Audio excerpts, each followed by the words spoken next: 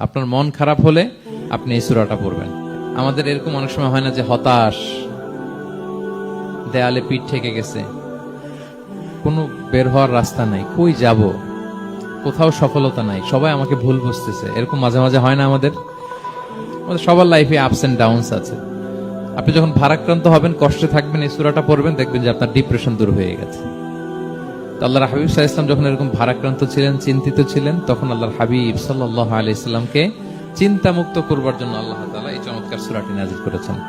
আল্লাহ নাযিল করলেন, আউযু বিল্লাহি মিনাশ শাইতানির রাজিম, বিসমিল্লাহির রাহমানির রাহিম, ওয়াদ-দুহা ওয়াল লাইলি ইযা সাজা মা ওয়াদ্দাআকা রাব্বুকা ওয়া মা ক্বালা ওয়ালাল আখিরাতু খায়রুল লাকা মিনাল উলা ওয়ালা সাওফা ইউতিকা রাব্বুকা ফাতারদা।